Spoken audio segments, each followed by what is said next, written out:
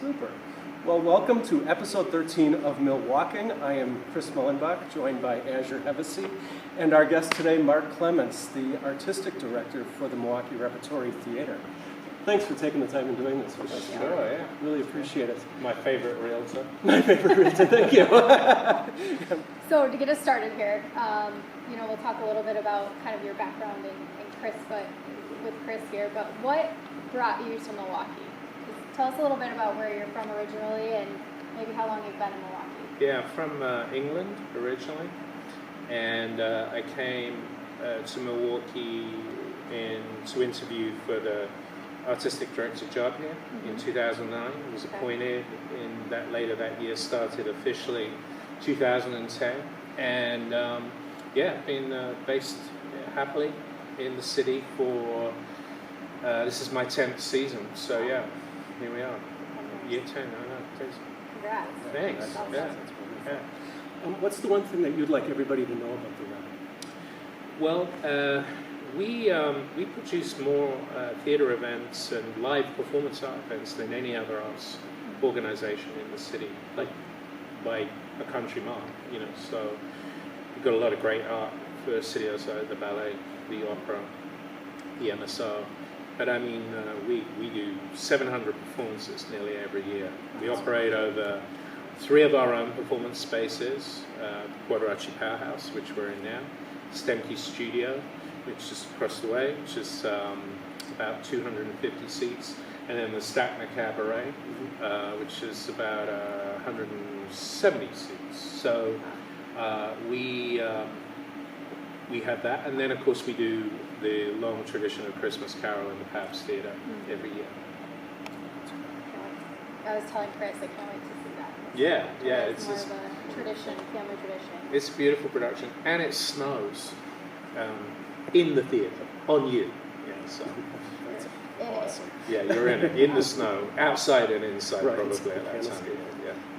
Love it. Outside of coming to shows, as a community here in Milwaukee, how can we not necessarily participate, how can we give back to or be participant of the Rep outside of, again, coming to the shows? Yeah, well, as I say, we do 700 shows, and in addition to that, we have a very robust education policy, a community engagement that's in a lot of the neighborhoods around the city.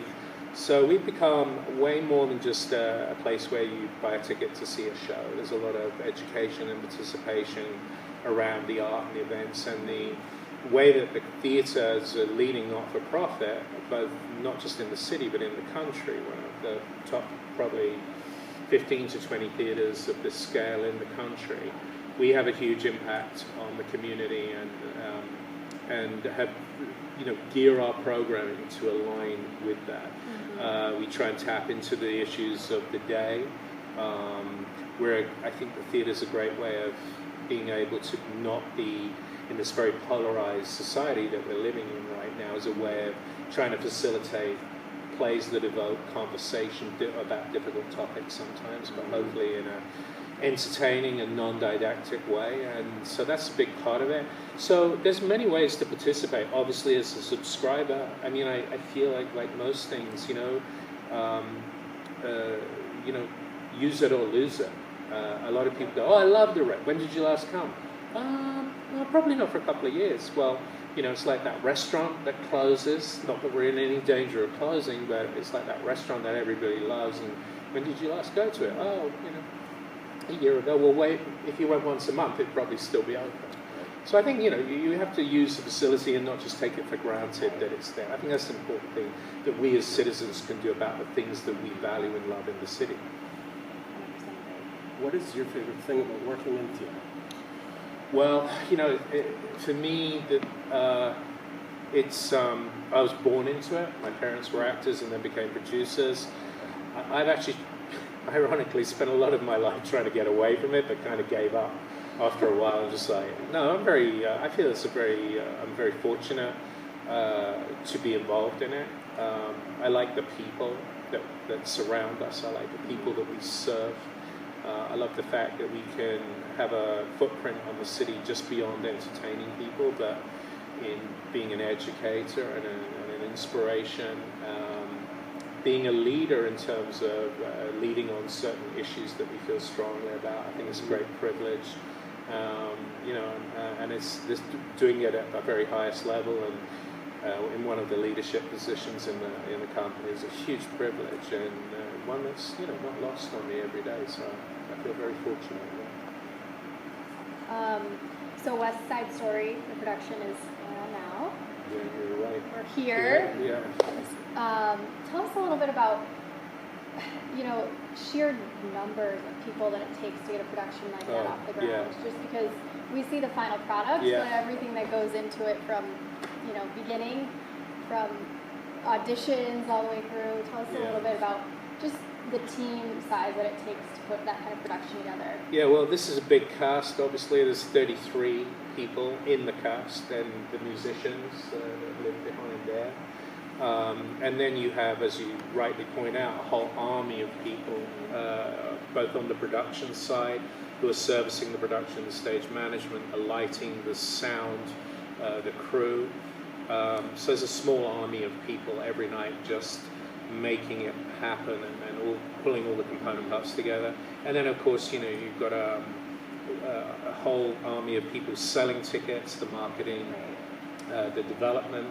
When you buy a ticket for, whether it be something from $25 to $90, you're probably paying only a third of actually what it costs to put that show on, because we're a not-for-profit. So we are, very reliant on our supporters, our donors, our board members, who make that possible and raise millions of dollars, literally. Our operating budget is about $14.7 million, and we actually have about a $25 million impact on the community. By that meaning the people who use the restaurants, parking, everything that you have around that you'll spend in addition to, that's the impact on the community. So it's a very big environment. We use probably hire around about 400 people throughout the year. Yeah. It's a small city. Yeah. So I was honored to be here for West Side Story on Saturday night. With your mom? With my mother, yes. Yeah. I appreciated that. It was an amazing production. We saw it in the Heights last season. What I'm blown away by, and I've mentioned this to you, is what does it take from you deciding what show to even have at the Rep up to opening night? What are some of the steps that you go through to make that happen? Yeah, I feel like the journey that we've come on, and up to the immediate show. So when we were thinking about what comes next after in the Heights, there were things that we felt like West Side Story had to say that would riff off that. Sure. And now we're in the process, as West Side Story is on, about thinking about what next season will be. We usually decide in December, announce in February or March. And then really after that, once we've decided on the specific shows, and we produce 15 of them throughout the year, over the 4 spaces, we then start assembling the creative teams. Who are the directors? I'm a directing artistic director, so I end up doing about 2 or 3. We have a very huge new play development program. It's become a very important part of the Rep.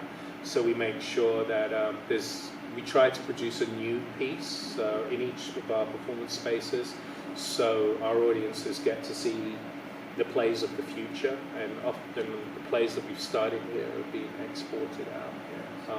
Even actually The Nerd, which is appearing on our stage after this production, that play was written by Larry Shue for this theater, was produced first time here, and has had hundreds, maybe even thousands of productions all around the world. So, it's kind of, we try and make sure that we are creating the classics for the future. And then we'll put all the creative teams together, the directors, and assemble their chosen designers around that. And then we start mapping it out. So probably, with West Side Stories, just as a good example, we've just opened a week ago. And we started pre-production for that last February. Wow. It goes that far. It's about a year in the making, everything. Yeah. That's incredible. thank you so much for Thank you. taking the time. Yeah, it was a pleasure. Definitely. Appreciate Yeah, I it. love what you very guys much. do. Yeah, just one of my favorite clients, but one of my favorite people in the city. Oh, bless you. So, Yeah, great. thanks again, Good to Mark. see you. Thank you. Thanks, guys. Yeah.